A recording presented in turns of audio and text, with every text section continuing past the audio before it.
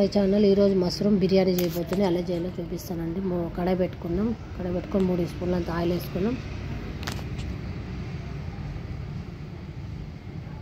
Oil పోసుకున్నాక దాచిన చెక్క ఒక 2 రెమ్మలు, లవంగాలు ఒక 5-6, బిర్యానీ ఆకు ఒక 3, సన్నగా తరిగి పెట్టుకున్న పొడుగుగా తరిగి పెట్టుకున్న ఒక 3 ఉల్లిపాయలు మంచిగా దూరగా ఫ్రై చేయాలి. పచ్చిమిరపకాయలు ఒక 3 పచ్చిమిరపకాయలు వేసుకుందాం. అది కూడా దూరగా వేపుకుందాం.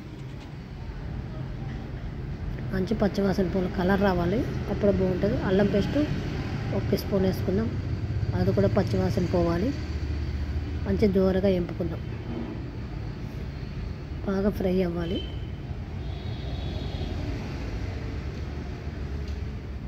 మంచి కలర్ రావాలి. టమాటాలు వేసుకుందాం, ఒక 2 టమాటాలు. అది కూడా పచ్చివాసన మంచిగా పోవాలి.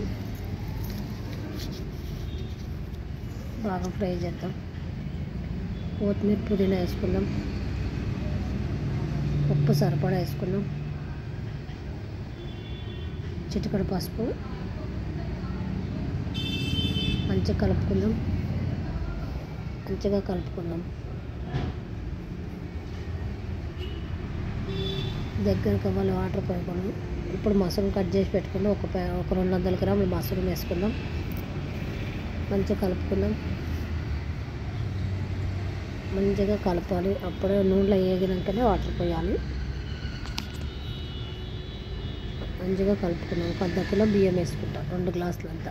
మీకు ఎంత కావాలో అంత వేసుకోవచ్చు, మీ ఆప్షన్ అది. గరం మసాలా వేసుకుందాం.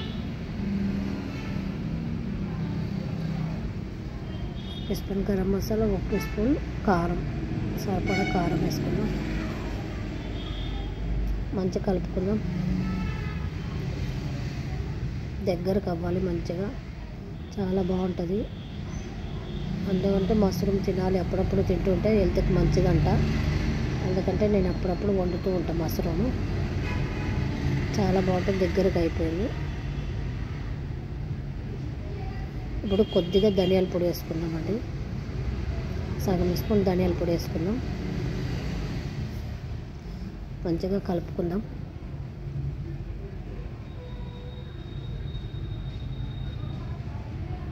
ఎందుకంటే నీళ్ళు పోయకుండా మగ్గాలి. మగ్గినాక వాటర్ పోయాలి. అప్పటిదాకా సిమ్లో పెట్టాలి ఒక 10 నిమిషాలు. ఇప్పుడు 1 గ్లాస్ బియ్యంకి 2 గ్లాసులు వాటర్ పోస్తున్నాను నేను. 2 గ్లాసులు వాటర్ పోస్తున్నా అంటే 4 గ్లాసులు వాటర్, 2 గ్లాసులు బియ్యం. మీకు ఎంత కావాలో అంత వేసుకోవచ్చు, మీ ఇష్టం.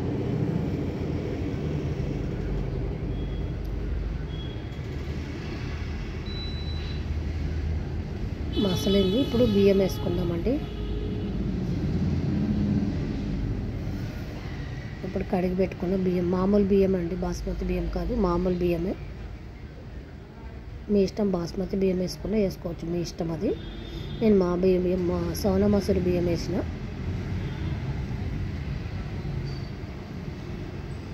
ఒక అర్ధగంట బియ్యం నానబెట్టి పెట్టాను.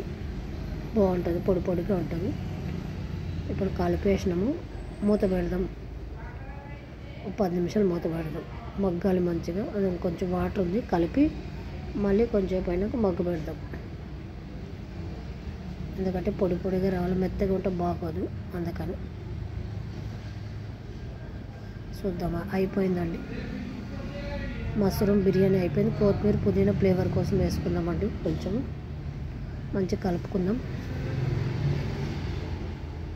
మంచిగా పుదీనా అదన్నీ కలుపుకుందాం. మష్రూమ్ బిర్యానీ అయిపోయిందండి.